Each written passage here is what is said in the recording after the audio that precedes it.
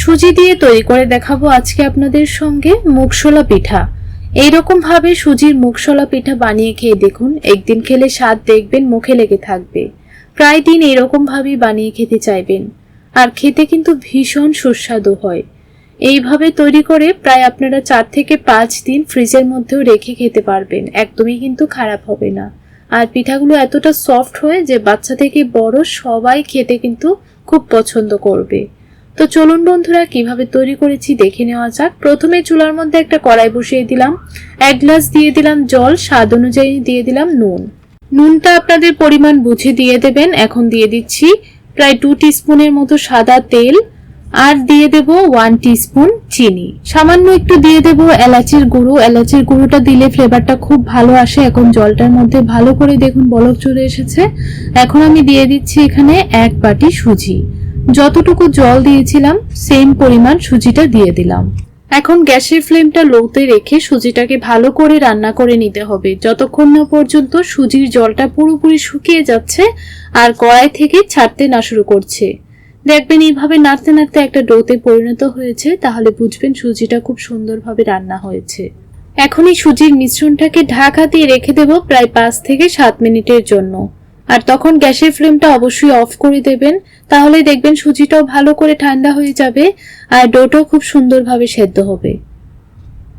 একদম চাপা ঢাকা দিয়ে রেখে দিচ্ছি 7 থেকে 8 মিনিটের জন্য। অন্যদিকে আমি একটা পুর তৈরি করে নিচ্ছি। তার জন্য বাটির মধ্যে নিয়ে নিচ্ছি 1 বাটি ফ্রেশ নারকেল কোড়া, 3 চামচের মতো নিয়ে নিচ্ছি গুঁড়ো করা চিনি, আর 2 চামচ নিয়ে নিচ্ছি পাউডার মিল্ক। এইভাবে পুরটা একবার বানিয়ে দেখুন, দেখবেন খেতে কিন্তু খুব ভালো লাগবে। তো সবগুলো উপকরণ দেওয়ার পর ভালো করে স্প্যাচুলাটা দিয়ে মিশিয়ে নিচ্ছি। এখন দিয়ে দেব সামান্য একটু এলাচের গুঁড়ো। এলাচের গুঁড়োটা দিলে ফ্লেভারটা খুব ভালো আসবে, তাই আপনারা সামান্য একটু এলাচের গুঁড়ো দেওয়ার চেষ্টা করবেন। এখন ভালো করে দেখুন মিশিয়ে নিচ্ছি।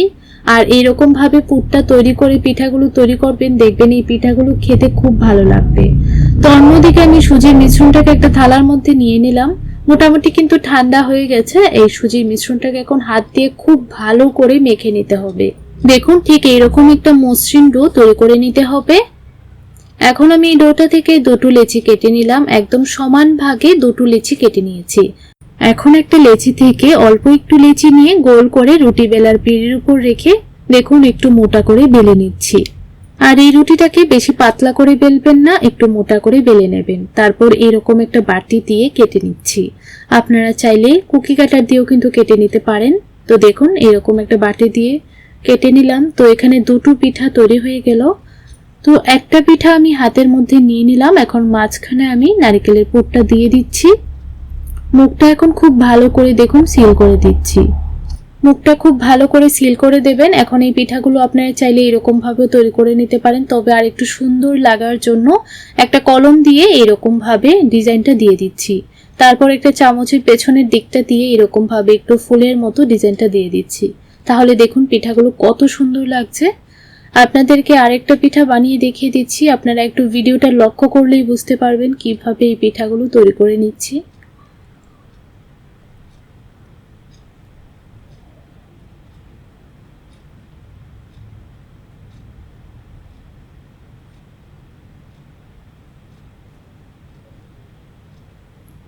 তো বন্ধুরা, সবগুলো পিঠা একই রকম ভাবে বানিয়ে নিলাম। আর এই পিঠাগুলো আপনারা চাইলে এরকম ভাবে কিন্তু বানিয়ে ভাপেও খেয়ে নিতে পারেন, তাহলেও কিন্তু ভালো লাগবে খেতে। তো এই পিঠাগুলোকে এখন আমি তেলে ভেজে নেব। হালকা একটু তেলে ভেজে নিলে এই পিঠাগুলো খেতে কিন্তু আরো ভালো লাগবে। এখন কড়াই একটা বসিয়ে দিলাম চুলার উপর। পরিমাণ মতো দিয়ে দিচ্ছি সাদা তেল। সাদা তেলটাকে খুব ভালো করে গরম করে নিতে হবে। যেহেতু এটা সুজির পিঠা, তাই তেলটাকে অবশ্যই আপনারা খুব ভালো করে গরম করে নেবেন। আর তেলটা যদি ঠান্ডা থাকে তাহলে কিন্তু পিঠাগুলো তেলের মধ্যে দেওয়ার সঙ্গে সঙ্গে ভেঙে যেতে পারে। তাই অবশ্যই একদম ভালো করে গরম করে পিঠাগুলো দেবেন। সবগুলো পিঠা একসঙ্গে ভাজা যাবে না, তাই আমি 2টি বেছে পিঠাগুলো ভেজে নিচ্ছি। প্রথমে আমি 4 থেকে 5টা পিঠা দিয়ে দিলাম। তো এখন স্প্যাচুলাটা দিয়ে উপরে একটু তেলটা এরকম ভাবে একটু ছিটিয়ে দিচ্ছি, তাহলে উপরটাও খুব তাড়াতাড়ি শক্ত হয়ে যাবে। গ্যাসের ফ্লেমটা হাই টু মিডিয়ামের মধ্যে রেখে আপনারা এই পিঠাগুলো ভাজবেন, তাহলে দেখবেন খুব তাড়াতাড়ি ভাজা হয়ে যাবে। আর এই পিঠাগুলোর মধ্যে খুব বেশি কালার আনতে হবে না। যখন দেখবেন হালকা একটা ব্রাউন কালার চলে এসেছে তখন আপনারা এই পিঠাগুলোকে ভেজে নামিয়ে নেবেন। এই দেখুন, ঠিক এইরকম যখন কালার চলে আসবে তখনই নামিয়ে নেবেন। দেখুন কত সুন্দর একটা কালার চলে এসেছে। তো এইরকম ভাবে সবগুলো পিঠাই ভেজে নামিয়ে নিচ্ছি।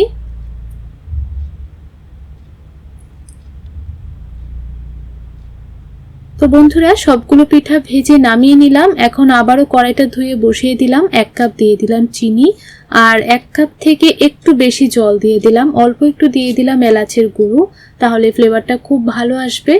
এখন এই চিনির শিরাটাকে খুব বেশি ঘন করে তৈরি করতে হবে না। যখন হালকা একটু ঘন হবে তখনই আপনারা পিঠাগুলো দিয়ে দেবেন। এখন এই পিঠাগুলোকে দেওয়ার পর কিছুক্ষণ সময় এরকম ভাবে রান্না করে নেব। প্রায় 3 থেকে 4 মিনিট এরকম ভাবে রান্না করে নেব। তাহলে দেখবেন পিঠাগুলো খুব সফট হয়ে যাবে। তারপর 2 থেকে 3 মিনিটের জন্য গ্যাসের ফ্লেমটা অফ করে ঢাকা দিয়ে রেখে দেব। তাহলে শিরাটা খুব সুন্দরভাবে পিঠার মধ্যে ঢুকে যাবে। তো এখন আপনাদেরকে 3 থেকে 4 মিনিট পর দেখাচ্ছি। তো বন্ধুরা, রেসিপিটি আপনাদের কেমন লাগলো কমেন্ট করে জানাতে ভুলবেন না। ভালো লাগলে লাইক, শেয়ার, সাবস্ক্রাইব করে আমার পাশে থাকবেন। তাহলে আজ এই পর্যন্তই, দেখা হবে পরের ভিডিওতে।